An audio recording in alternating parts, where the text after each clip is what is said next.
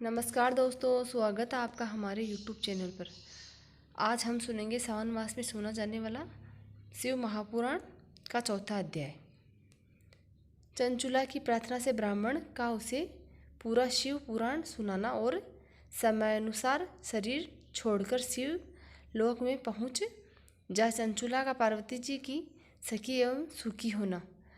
ब्राह्मण बोले, नारी सौभाग्य की एक बात है कि भगवान शिव की कृपा से शिव महापुराण की इस वैराग्य युक्त कथा को सुनकर तुम्हें समय पर चेत हो गया। और ब्राह्मण पत्नी, तुम डरो मत, भगवान शिव की शरण में जाओ। शिव की कृपा से सारा पाप तत्काल नष्ट हो जाता है। परम वास्तु का वर्णन करूँगा जिससे तुम्हें सुख देने वाली उत्तम गति की प्राप्ति होगी। शिव की उत्तम कथा सुनने से ही तुम्हारी बुद्धि पश्चाताप से युक्त एवं शुद्ध हो गई है, साथ ही तुम्हारे मन में विषयों के प्रति वैराग्य हो गया है। पश्चाताप ही पाप करने वाले पापियों के लिए सबसे बड़ा प्रायश्चित है। सत्पुरुषों से सबके लिए पश्चाताप को ही सब पापों का शोधक माना गया है। पश्चाताप से ही सब पापी की बुद्धि शुद्ध होती है। जो पश्चाताप करता है वही वास्तव में पापों का प्रायश्चित करता है, क्योंकि सत्पुरुषों ने समस्त पापों की शुद्धि के लिए प्रायश्चित का उपदेश दिया है। वह सब पश्चाताप से ही संपन्न हो जाता है। जो पुरुष विधि पूर्वक प्रायश्चित करके निर्भय हो जाते हैं पर अपने कुकर्म के लिए पश्चाताप नहीं करता, उसे प्राय उत्तम गति प्राप्त नहीं होती।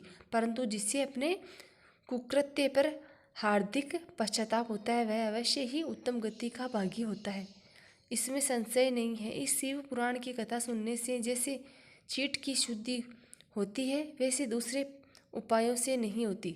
जैसे दर्पण साफ करने पर निर्मल हो जाता है, उसी प्रकार इस शिव पुराण की कथा से चित्त अत्यंत शुद्ध हो जाता है, इसमें संशय नहीं है। मनुष्य के शुद्ध चित्त में जगदम्बा पार्वती सहित भगवान शिव विराजमान होते हैं। इससे वह विश्वशुद्धात्मा पुरुष श्री शाम्ब सदाशिव के पद को प्राप्त होता है। इस उत्तम कथा का श्रवण समस्त मनुष्यों के लिए कल्याण का बीज है। अतः यशोचित शास्त्रोक्त मार्ग से इसकी आराधना अथवा सेवा करनी चाहिए। यह भवबंधन रूपी रोगों का नाश करने वाली है। भगवान शिव की कथा को सुनकर फिर अपने हृदय में उसका मनन एवं निधि ध्यान करना चाहिए। इससे पूर्णत चित्त शुद्धि हो जाती है। चित्त शुद्धि होने से महेश्वर की भक्ति अपने दोनों पुत्रों के साथ स्वयं ही प्रकट होती है। तत्पश्चात महेश्वर के अनुग्रह से दिव्य मुक्ति प्राप्त होती है, इसमें संशय नहीं है। जो मुक्ति से वंचित है उसे पशु समझना चाहिए, क्योंकि उसका चित्त माया के बंधन में आसक्त है। यह निश्चय ही संसार बंधन से मुक्त नहीं हो पाता। ब्रह्म पत्नी, इसलिए तुम विषयों से मन को हटा लो और भक्ति भाव से इस भगवान शंकर की पावन कथा को सुनो। परमात्मा शंकर की इस कथा को सुनने से तुम्हारे चित्त की शुद्धि होगी और इससे तुम्हें मोक्ष की प्राप्ति होगी। जो निर्मल चित्त से भगवान शिव के चरण विरदों की चिंतन करता है उसकी एक ही जन्म में मुक्ति हो जाती है। यह मैं तुमसे सत्य कहता हूँ। अब सूत जी कहते हैं, शौनक, इतना कहकर वो श्रेष्ठ शिव भक्त ब्राह्मण चुप हो गया। उनका हृदय करुणा से आर्द्र हो गया। वे शुद्ध चित्त महात्मा भगवान शिव के ध्यान में मग्न हो गए। उसके बाद बिंदु की पत्नी चंचूला मन ही मन प्रसन्न हो उठी। ब्राह्मण का उक्त उपदेश सुनकर उसके नेत्रों में आनंद के आंसू छलक आए। वह ब्राह्मण पत्नी चंचूला हर्ष भरे हृदय से उन श्रेष्ठ ब्राह्मणों के दोनों चरणों में गिर पड़ी और हाथ जोड़कर बोली, मैं कृतार्थ हो गई हूँ। तत्पश्चात उठकर वैराग्य युक्त उत्तम बुद्धि वाली स्त्री, जो अपने पापों के कारण आतंकित थी, उस महान शिव भक्त ब्राह्मण से हाथ जोड़कर गदगद वाणी में बोली। चंचूला ने कहा, ब्राह्मण, शिव भक्तों में श्रेष्ठ स्वामीन, आप धन्य हैं, परम परमार्थी हैं और सदा परोपकार में लगे रहते हैं, इसलिए श्रेष्ठ साधु पुरुषों में प्रशंसनीय के योग्य हैं। साधु, मैं नरक के समुद्र से गिर रही हूँ, आप मेरा उद्धार कीजिए। पौराणिक अर्थ तत्व से संपन्न जिस सुंदर शिव पुराण की कथा को सुनकर मैं मन में संपूर्ण विषयों से वैराग्य उत्पन्न हो गया है, उसी इस शिव पुराण को सुनने के लिए मेरे मन से बड़ी श्रद्धा हो रही है। अब सूत जी कहते हैं, ऐसा कहकर हाथ जोड़ उनका अनुग्रह पाकर चंचूला उस शिव पुराण की कथा को सुनने की इच्छा मन में लिए उन ब्राह्मण देवता की सेवा में तत्पर हो वहाँ रहने लगी। तदंतर शिव भक्तों में श्रेष्ठ और शुद्ध बुद्धि वाले ब्राह्मण देवता ने उसी स्थान पर उस स्त्री को शिव पुराण की उत्तम कथा सुनाई।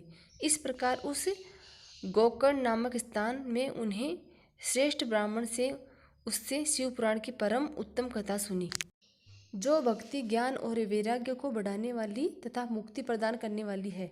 उस परम उत्तम कथा को सुनकर ब्राह्मण पत्नी अत्यंत कृतार्थ हो गई। उसका चित्त शीघ्र ही शुद्ध हो गया। फिर भगवान शिव के अनुग्रह से उसके हृदय में शिव के सगुण रूप का चिंतन होने लगा। इस प्रकार उसने भगवान शिव में लगी रहने वाली उत्तम बुद्धि पाकर शिव के सच्चिदानंद स्वरूप का बारंबार चिंतन आरंभ किया।